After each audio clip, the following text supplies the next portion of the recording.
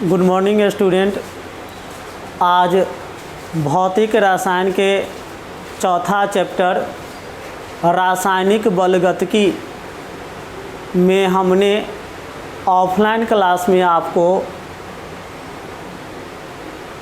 अभिक्रिया की अनुकता और अभिक्रिया की कोटि तक के पहले का टॉपिक पढ़ा दिया। आज हम अभिक्रिया की कोटि, अनुकता, मोलेकुलरिटी एवं अभिक्रिया की कोटि नामक टॉपिक पढ़ेंगे। अनुकता क्या होता है? तो अनुकता के बारे में बोला जाता है कि किसी रासायनिक अभिक्रिया में भाग लेने वाले अभिकारकों की वह न्यूनतम संख्या या अणुओं की वह न्यूनतम संख्या जो प्रतिफल का निर्माण कर दे। फिर से सुनिएगा, अनुकता क्या है? इसी को आणविकता भी कहते हैं। अनुकता क्या है या आणविकता क्या है?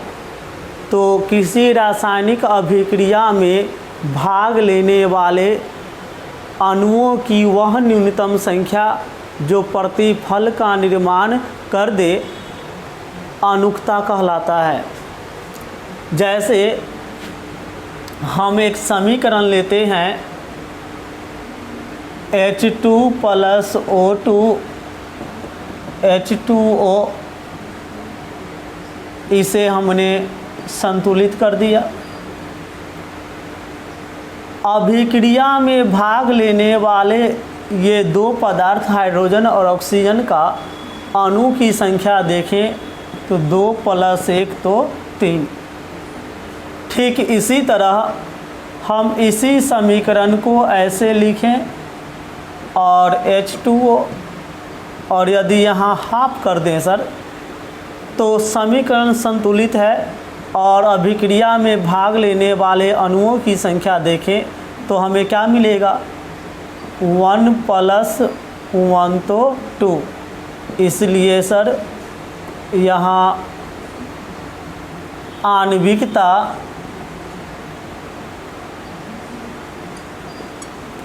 आणविकता 2 होगा। अर्थ क्या?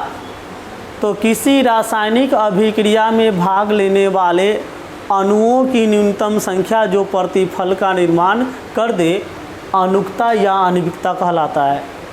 किसी रासायनिक अभिक्रिया में भाग लेने वाले अणुओं की वह न्यूनतम संख्या जो प्रतिफल का निर्माण कर दे, अनुकता कहलाता है।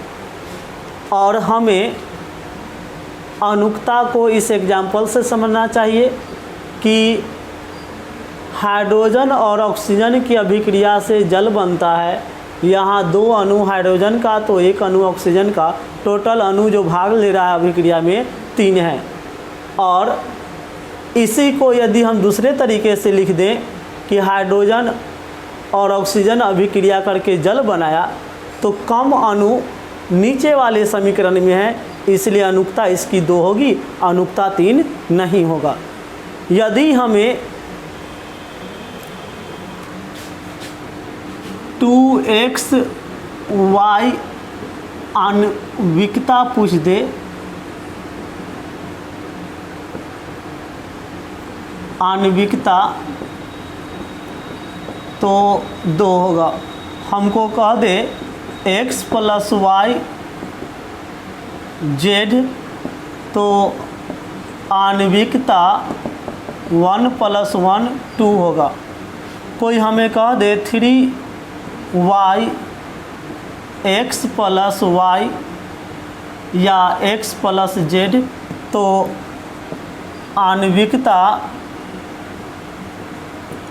आणविकता 3 होगा। मीनिंग ये कि तीर चिन्ह से पहले यदि वास्तव में समीकरण हो तो उसके लिए सर अलग नियम है।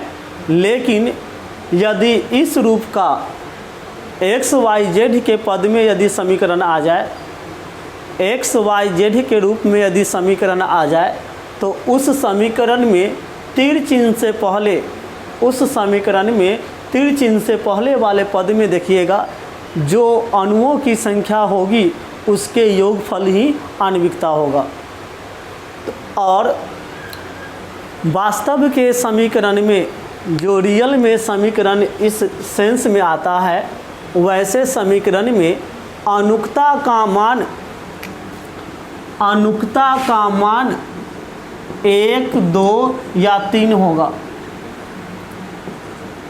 अनुक्ता का मान 1, 2 या 3 होगा। रियल समीकरण में, जो वास्तव में समीकरण की घटनाएं होती है, उस समीकरण में अनुक्ता का मान 1, 2 या 3 अर्थात अनुक्ता का मान 3 से अधिक नहीं होगा। और हाँ, ये ध्यान रखिएगा कि अनुक्ता या आणविकता प्रायोगिक डाटा पर आधारित टॉपिक है।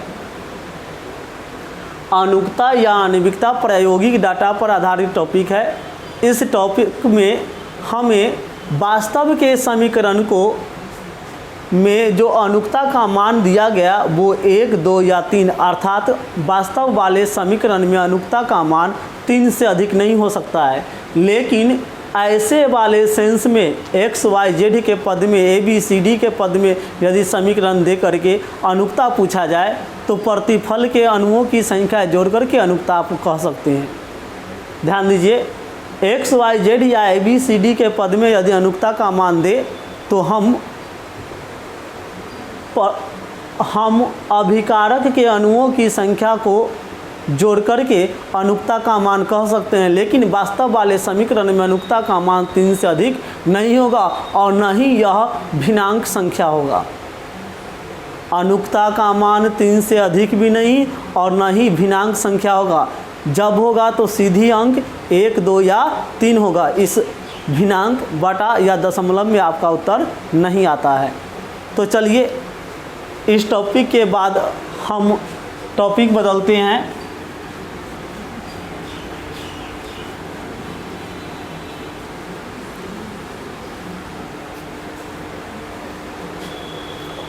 अब हम लोग का टॉपिक चलेगा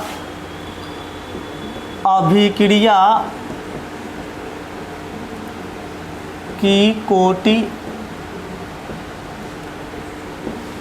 ऑर्डर ऑफ ए रिएक्शन। अभिक्रिया की कोटि, ऑर्डर ऑफ ए रिएक्शन। तो यहाँ हम लोग ये याद करें कि वेग या दर क्या था। तो अभिकारक के सांद्रण के घटने की दर या प्रतिफल के सांद्रण के बढ़ने की दर को हम लोग अभिक्रिया की दर पढ़े थे। प्रतिफल के सांद्रण के घटने की दर अथवा प्रतिफल के सांद्रण के बढ़ने की दर अथवा अभिकारक के सांद्रण के घटने की दर को अभिक्रिया की दर बोले थे। और हमने उसे सूचित किया था dx/dt या dr/dt बराबर -k इंटू ए का सांद्रण इंटू बी का सांद्रण। माइनस चिन्ह अभिकारक का घोतक है, माइनस चिन्ह अभिकारक का घोतक है। अर्थात माइनस चिन्ह ये बताएगा कि वेग व्यंजक या वेग समीकरण अभिकारक से लिया गया है। और हमें टॉपिक देखना है अभिक्रिया की कोटि। तो सर ध्यान देना, इसका परिभाषा होता है कि वेग व्यंजक या वेग समीकरण में प्रयुक्त, वेग व्यंजक या वेग समीकरण में प्रयुक्त सांद्रण पदों के घातों का योगफल। वेग व्यंजक या वेग समीकरण में प्रयुक्त सांद्रण पदों के घातों का योगफल अभिक्रिया की कोटि कहलाता है। वेग व्यंजक या वेग समीकरण में प्रयुक्त सांद्रण पदों के घातों का योगफल अभिक्रिया की कोटि कहलाता है। यहाँ हमारे पास वेग व्यंजक या वेग समीकरण dx/dt या dr/dt बराबर -k इंटू ए का साधारण इंटू बी का साधारण, ए का पावर कुछ नहीं है तो हम 1 समझ सकते हैं और बी का पावर कुछ नहीं तो 1 समझ सकते हैं। इसलिए अभिक्रिया की कोटि यदि यहाँ दे सर, अभिक्रिया की कोटि तो 1 + 1 तो 2, पावर को जोड़ देना है। अनुक्ता में अभिकारक के अणुओं की संख्या जोड़ना होता है और कोटि में पावर को जोड़ना पड़ता है। और इसी तरह हमें कोई भी व्यंजक दे दे, dr/dt बराबर -k इंटू ए का पावर 3/2 और b का पावर -1, तो ऐसे ABCD के पद वाले वेग समीकरण या वेग व्यंजक में हमें सिर्फ कोटि के लिए, अभिक्रिया की कोटि के लिए पावर का जोड़ करना होता है, पावर का जोड़ करना होता है। ध्यान दीजिएगा, हमको ऐसे ABCD के पद में यदि अभिक्रिया का व्यंजक दिया और बोल दे कोटि बताओ, तो हमें पावर को सिर्फ जोड़ना पड़ता है।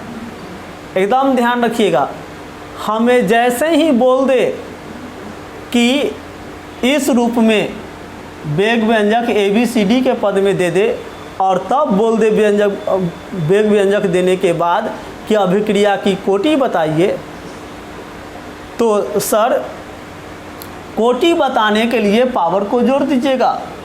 ABCD के पद वाले व्यंजक में, रियल वाले व्यंजक में थोड़ा नियम है, हम चर्चा करेंगे अभी। तो सर ये आपका हो जाएगा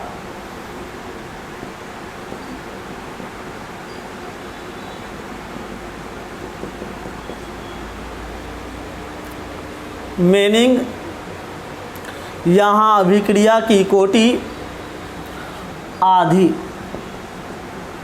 हाँ अभिक्रिया का कोटि 0 से प्रारंभ होकर के अभिक्रिया का कोटि अनंत तक जाता है। अर्थात अभिक्रिया की कोटि,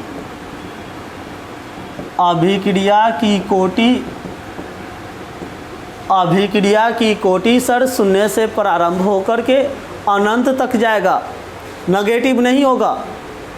अभिक्रिया की कोटि 0 से प्रारंभ होकर के अनंत तक जाएगा। फिर भी ध्यान ये देना है कि अभिक्रिया की कोटि नेगेटिव नहीं होगा, दशमलव में आ जाए, भिन्न के रूप में आ जाए, लेकिन नेगेटिव नहीं। अभिक्रिया की कोटि हमेशा पॉजिटिव में 0 से स्टार्ट होकर अनंत तक होता है। लेकिन हम लोग को 12th सिलेबस में अभिक्रिया की कोटि के रूप में 0 कोटि की अभिक्रिया, दूसरा प्रथम कोटि की अभिक्रिया, तीसरा द्वितीय कोटि की अभिक्रिया पढ़ना है। इसमें द्वितीय कोटि की अभिक्रिया, ध्यान दीजिएगा, इसमें द्वितीय कोटि की अभिक्रिया का ज़रा सा डाटा जानना है, हमें उसके बारे में अधिक नहीं जानना है। मीनिंग, अभिक्रिया की कोटि 0 से स्टार्ट होकर के अभिक्रिया की कोटि अनंत तक जाएगा। अभिक्रिया की कोटि 0 से स्टार्ट होकर के अभिक्रिया की कोटि अनंत तक जाएगा, जिसमें अंक दशमलव में या में आ सकता है, लेकिन याद रखिएगा अभिक्रिया की कोटि 0 से कम अर्थात नेगेटिव में कभी नहीं जाता है। अभिक्रिया की कोटि का ये 0 कोटि की अभिक्रिया और प्रथम कोटि की अभिक्रिया को हमको पूरे डिटेल्स के साथ पढ़ना है। तो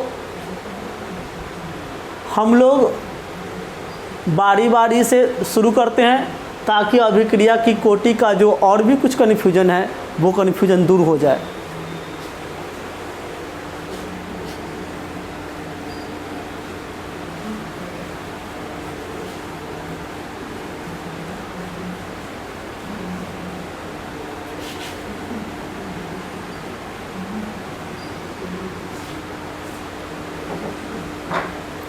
ये शून्य कोटि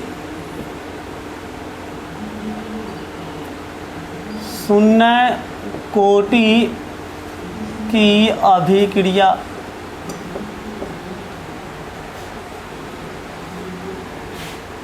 इसका असर डिफिनेशन कहता है कि वेग व्यंजक में प्रयुक्त साधारण पदों के घातों का योगफल। वेग व्यंजक में प्रयुक्त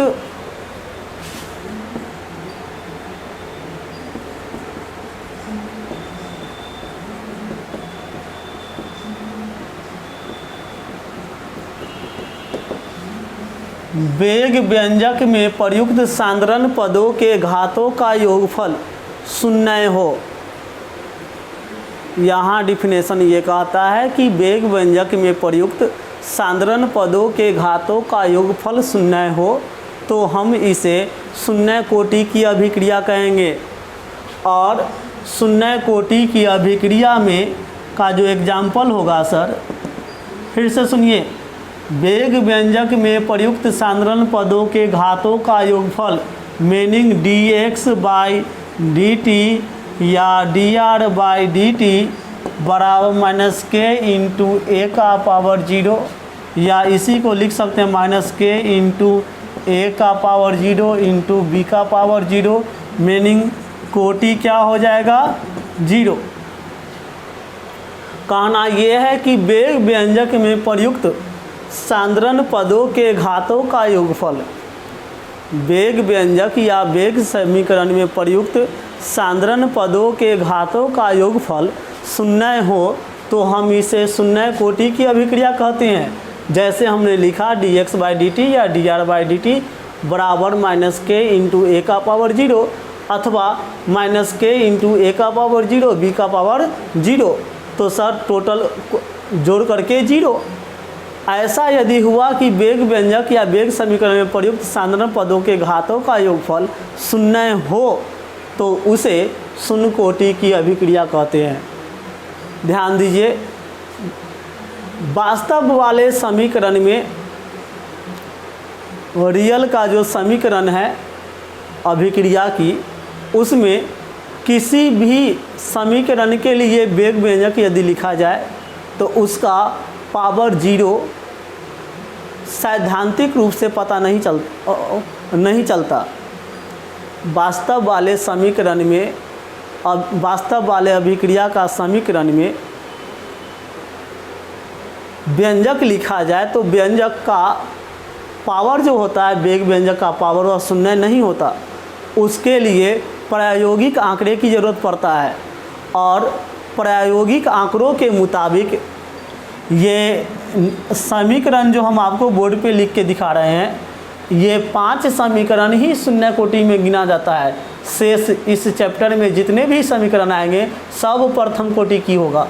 meaning H2 plus x2 UV रे और 2HX, जहाँ x बराबर F Cl Br या I है और N2 प्लस 3H2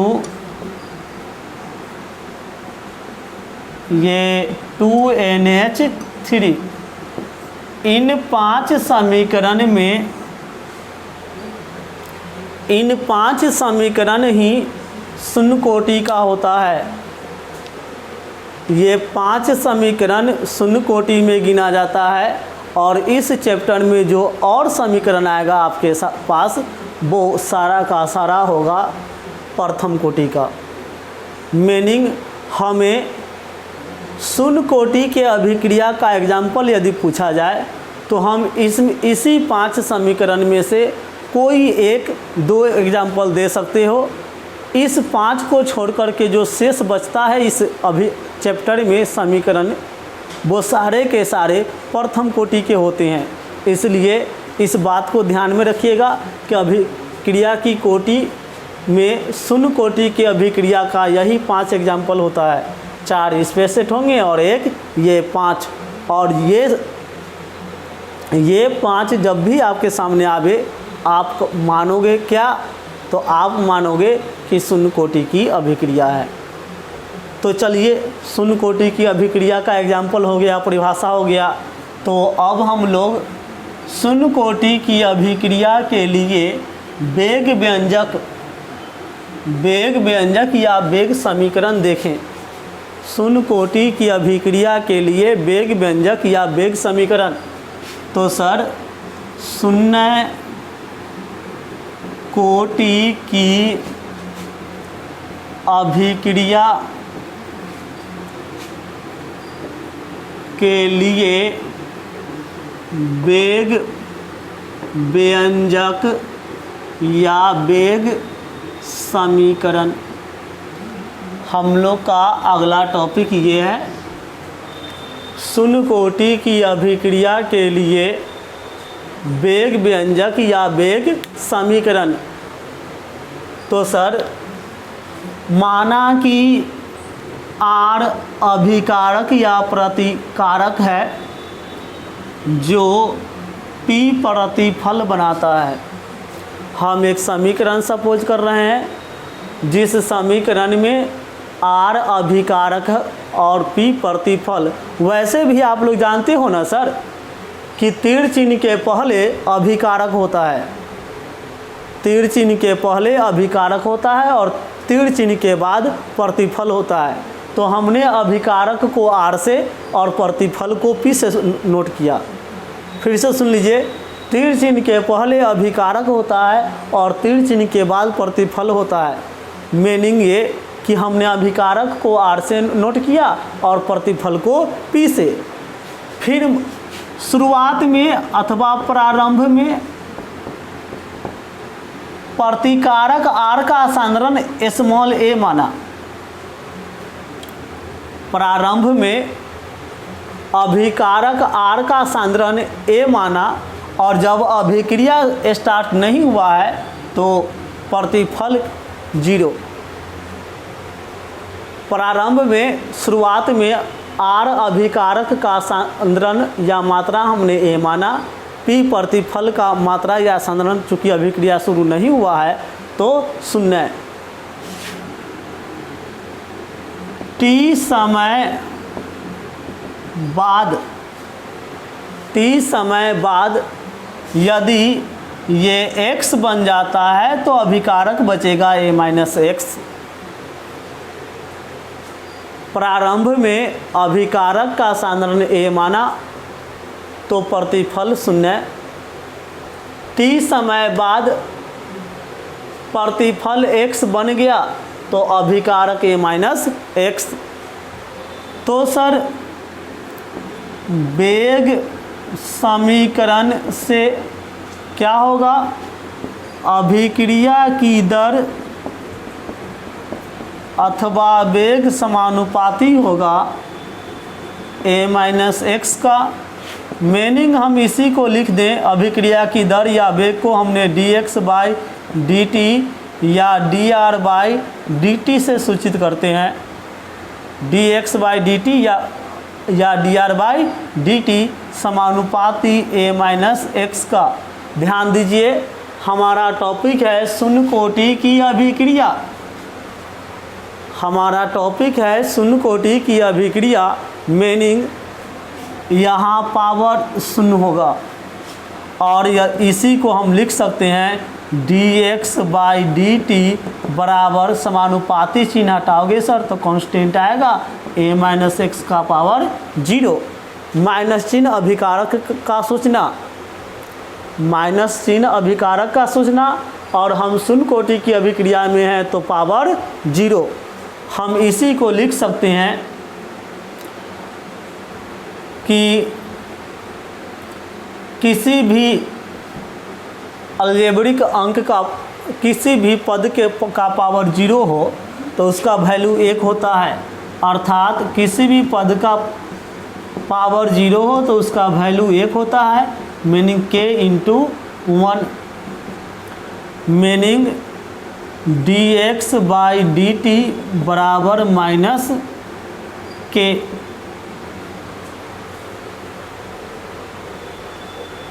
हमें लगता है कि आप विद्यार्थी को कोई दिक्कत नहीं होनी चाहिए। फिर से समझिए, प्रारंभ में हमने अभिकारक का सांद्रण या मात्रा a माना, अभिक्रिया शुरू नहीं हुआ है तो प्रतिफल p का मात्रा या सांद्रण 0।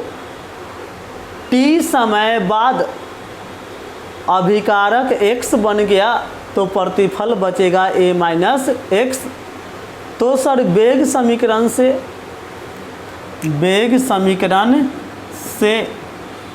क्या होगा, तो अभिक्रिया की दर या वेग समानुपाती होगा a माइनस x का, अर्थात dx बाई dt या dr बाई dt समानुपाती होगा a माइनस x का पावर 0। पावर 0 क्यों लिए, तो हम शून्य कोटि में हैं। हम प्रथम कोटि में जाएंगे तो पावर 1 लेंगे और द्वितीय कोटि में जाएंगे तो पावर 2 लेंगे। तो सर dr बाई dt समानुपाती हो गया a माइनस x का पावर 0, तो dx बाई dt बराबर का समानुपाती चिन्ह हटाओगे सर तो कांस्टेंट आएगा k into a minus x का पावर 0। यहाँ k क्या है, तो जहाँ k वेग स्थिरांक है, जहाँ k क्या है, वेग स्थिरांक है, और इस पद का पावर 0 है, वैल्यू 1, तो हम लिख सकते हैं dx बाई dt बराबर माइनस k इंटू 1, अर्थात dx बाई dt बराबर k।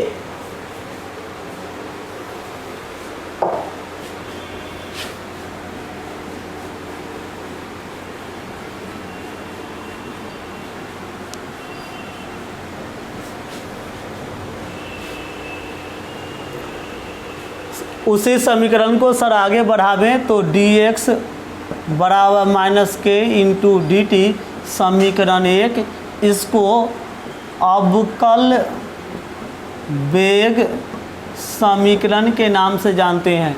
अवकल वेग समीकरण या वेग व्यंजक का अवकलित रूप, अवकल वेग समीकरण या वेग व्यंजक का अवकलित रूप। समीकरण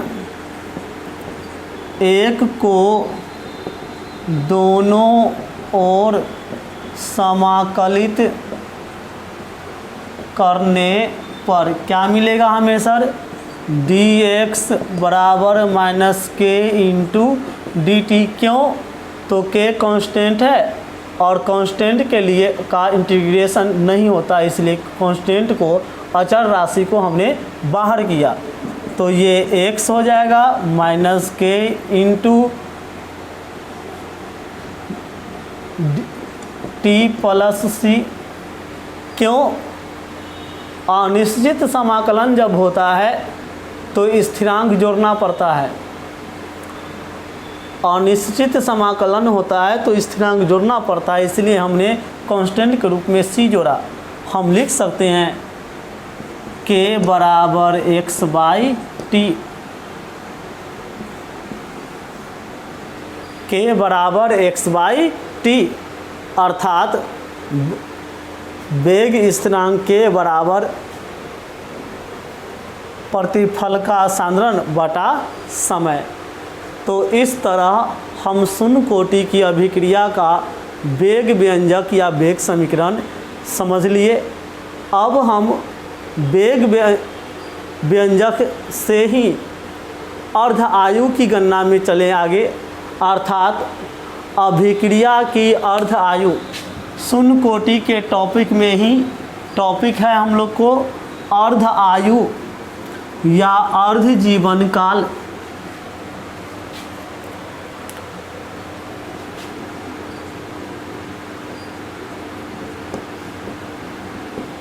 अर्ध आयु या अर्ध जीवन काल हाफ लाइफ पीरियड। तो सर अर्ध आयु या अर्ध जीवन काल क्या है? अर्ध आयु या अर्ध जीवन काल क्या होता है? तो सर किसी रासायनिक अभिक्रिया को अपनी प्रारंभिक मात्रा से ठीक आधा संपादित होने में, किसी रासायनिक अभिक्रिया को ठीक आधी पूरी होने में लगा समय, किसी रासायनिक अभिक्रिया को ठीक आधी पूरी होने में लगा समय अभिक्रिया की अर्ध आयु कहलाएगा। किसी रासायनिक अभिक्रिया को आधी पूरी होने में लगा समय अर्ध आयु कहलाएगा और इसे हम टी हाफ से सूचित करते हैं। अर्ध आयु या अर्ध जीवन काल क्या है? तो किसी रासायनिक अभिक्रिया को ठीक आधी पूरी होने में लगा समय अर्ध आयु या अर्ध जीवन काल कहलाता है और इसे टी हाफ से सूचित करते हैं। ये प्रथम कोटि की अभिक्रिया का व्यंजक हमें मिला है K बराबर x/t। यदि x बराबर a/2 और t बराबर t हाफ हो तो हमें अर्ध आयु या अर्ध जीवन काल, तो किसी रासायनिक अभिक्रिया को ठीक आधी पूरी होने में लगा समय अर्ध आयु या अर्ध जीवन काल कहलाता है। इसे टी हाफ से सूचित करते हैं। शून्य कोटि की अभिक्रिया, शून्य कोटि की अभिक्रिया के लिए हमने पढ़ा K बराबर x/t। तो सर x बराबर a/2 और t बराबर t हाफ हो। मीनिंग परिभाषा से हम लिए हैं कि अपनी प्रारंभिक मात्रा का आधा पूरा होने में, तो प्रारंभिक मात्रा a और उसका आधा x और t बराबर t हाफ। तो सर क्या हो जाएगा? K बराबर a/2/t half, meaning t half बराबर a/2 के, इसलिए t 0.5 मतलब t हाफ बराबर a/2 के। मीनिंग ये कि हम प्रथम कोटि शून्य कोटि की अभिक्रिया के लिए, ये शून्य कोटि की अभिक्रिया के लिए अर्ध आयु का व्यंजक देखें सर, तो अर्ध आयु का व्यंजक होगा t हाफ बराबर a/2 के। कैसे? तो डिफिनेशन कहता है कि किसी रासायनिक अभिक्रिया को ठीक आधी पूरी होने में लगा समय अर्ध आयु कहलाता है। तो x बराबर a/2 लिए, t बराबर t हाफ, समीकरण 1 में इसका वैल्यू रख दिए। तो k बराबर हमें मिला a/2/t हाफ, t हाफ बराबर a/2 के, अर्थात हमें t हाफ का सूत्र मिला a/2 के। देखिए कि वेग व्यंजक में ये t हाफ बराबर a/2 के मिला। इसमें वेग व्यंजक में प्रारंभिक सांद्रण a आ गया, वेग व्यंजक में प्रारंभिक सांद्रण a आ गया। इसलिए एक तर्क निकलेगा कि शून्य कोटि की अभिक्रिया का, शून्य कोटि की अभिक्रिया का वेग, अभिक्रिया का अर्ध आयु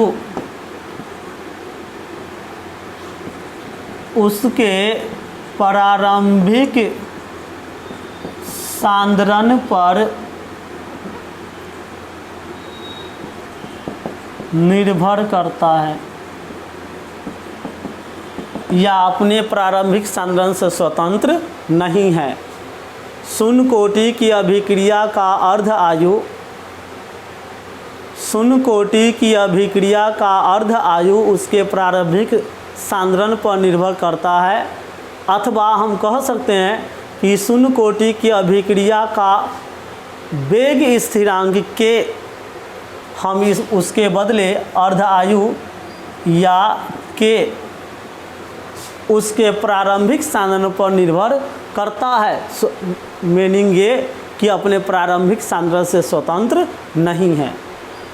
तो इस तरह हमने शून्य कोटि की अभिक्रिया टॉपिक में अर्ध आयु या अर्ध जीवन काल का भी व्यंजक देख लिए। अब हमें छोटा सा टॉपिक देखना है। क्या? तो सर शून्य कोटि की अभिक्रिया के लिए के की इकाई, तो सर के बराबर सूत्र क्या मिला हमें? x/t। x क्या था? सांद्रण था, और सांद्रण की इकाई मोल लीटर इन्वर्स। t क्या है? समय है, तो समय की इकाई सेकेंड, अर्थात हमें यूनिट मिलेगा मोल लीटर इन्वर्स सेकेंड इन्वर्स। शून्य कोटि की अभिक्रिया के लिए वेग स्थिरांक k की इकाई, तो सर k बराबर x/t व्यंजक मिला था।